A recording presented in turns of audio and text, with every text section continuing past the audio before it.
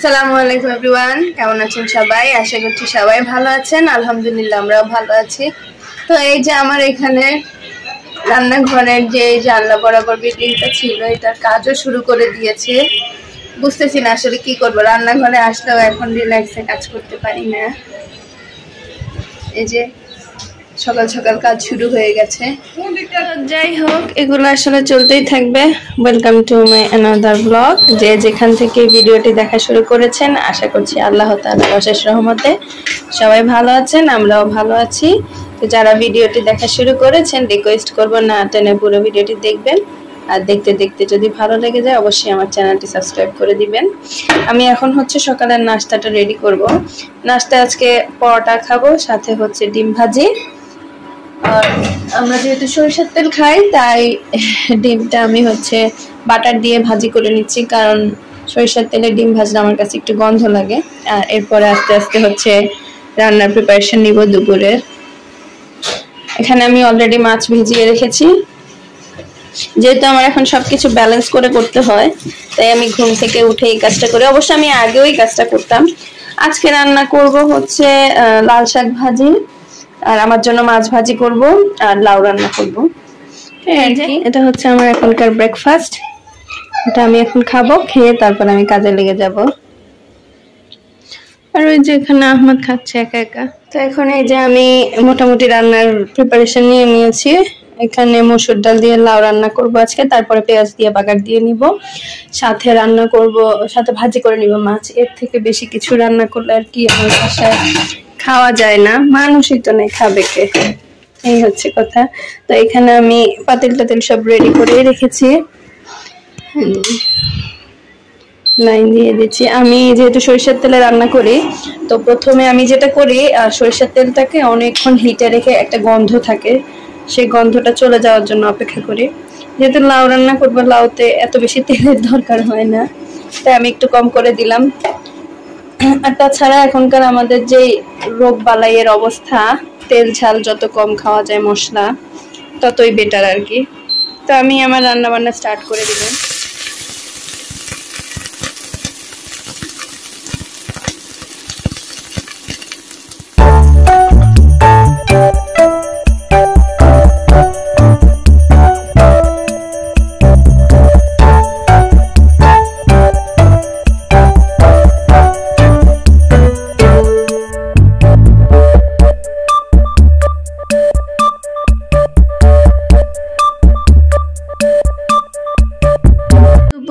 রান্না বান্না করার পরে আর এনার্জি ছিল না যে ক্যামেরাটা নেই, তো এখন ভাবলাম যে একটু আপনাদের সাথে শেয়ার করি। আমি খুব মাথা ব্যথা করতেছে, ওদের সাথে শুয়েছিলাম ঘুমানোর জন্য, কিন্তু ঘুমাইতে পারলাম না, মানে ঘুম আসলো না আর কি। তো এখন আসরের আজানও দিয়ে ফেলছে, তো ভাবতেছি দুজন যেহেতু শুয়ে আছে, আমি একটু কফি খাই, কারণ ছোটজন উঠে গেলে ঘুম থেকে আমার আর কফি খাওয়া হবে না।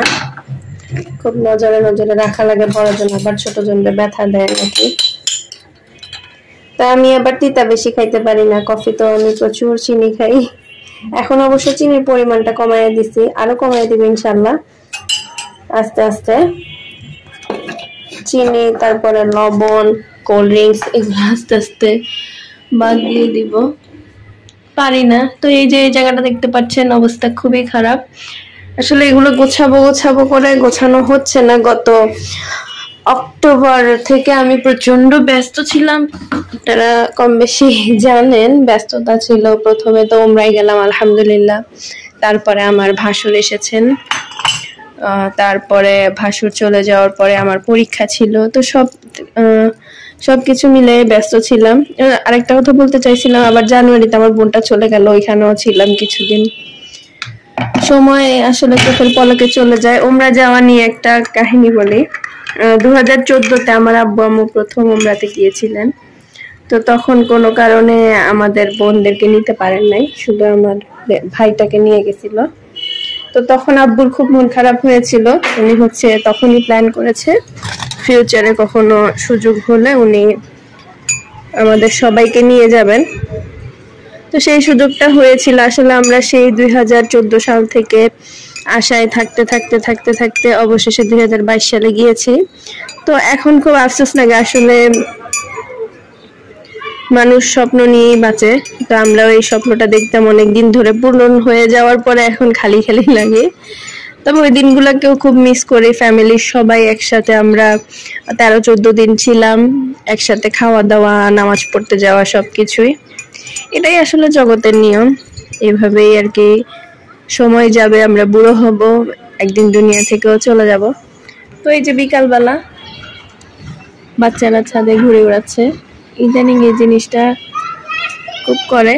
তো আমি এখন হচ্ছে কফিটা খাবো। চা বানাতে আলসেমি লাগে, আর কফিটা তো শর্টকাট বানানো যায়, এজন্যই আর কি। চিনি হয়েছে ভালোই। চা আসলে টি ব্যাগ থাকলে এখন চাটাই তৈরি করতাম, টি ব্যাগ যেহেতু নাই তাই আর করি নাই, কফিটাই শর্টকাট বানায় ফেললাম। এখন আমি হচ্ছে বাহিরের দিকে তাকায় থাকবো আর কফি খাবো। ওফো, বাহিরের কথা বলতে বলতে একটা জিনিস মনে পড়ে গেছে।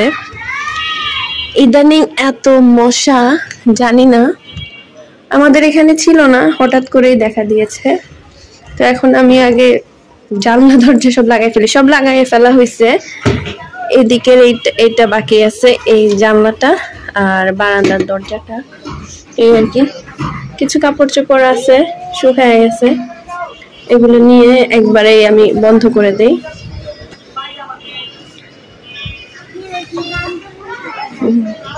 গল্প করছে।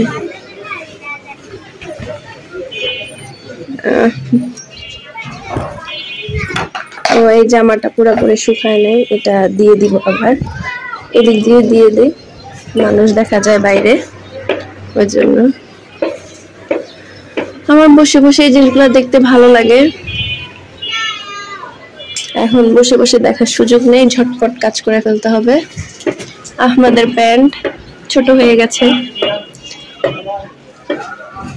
আহমদটা বড় হয়ে যাচ্ছে, আর জিনিসগুলো সব ছোট হয়ে যাচ্ছে।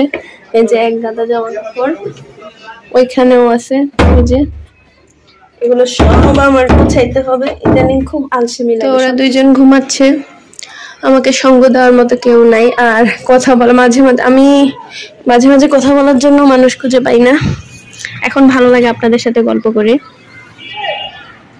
আমি ছোটবেলা থেকে প্রচুর কথা বলতাম, কিন্তু এখন কথা বলার জন্য কেউ পাই না, এই আর কি। তো সামনে আমার শ্বশুর বাড়িতে যাব, তখন আবার কথা বলার মানুষ পাবো। আর আম্মুদের বাসা থেকে প্রায় 1.5 মাসের মতো থেকে আসছি, তো তাই খারাপ লাগাটা আরো বেশি। মানুষের ভেতর থেকে আসলে হঠাৎ একা হয়ে গেলে খুবই খারাপ লাগে। ওই যে কবুতর এক পাল, ওরাও দল বেঁধে চলাফেরা করে। আমার মাঝে মাঝে মনে হয় মা বাবা, ভাই বোন, পরিবার, হাজবেন্ড, ছেলে মেয়ে সবাইকে নিয়ে যদি একসাথে থাকা যেত, সেটা অনেক বেশি সুন্দর হতো। যাক, এটা জগতের নিয়ম, সবাইকে একা হয়ে যেতে হয়, একা থাকতে হয়। যাই হোক, অনেকক্ষণ আপনাদের সাথে কথা বললাম, আপনারাও আমার বেহুদা বকবকানি শুনলেন। ধন্যবাদ সবাইকে। তো জানি না কেমন লেগেছে আমার ভিডিওটা, যদি ভালো লেগে থাকে অবশ্যই আমার চ্যানেলটি সাবস্ক্রাইব করে দিবেন। আল্লাহ সবাইকে ভালো রাখুক। আজকে এখানেই বিদায় নিচ্ছি। আল্লাহ হাফেজ, আসসালামু আলাইকুম।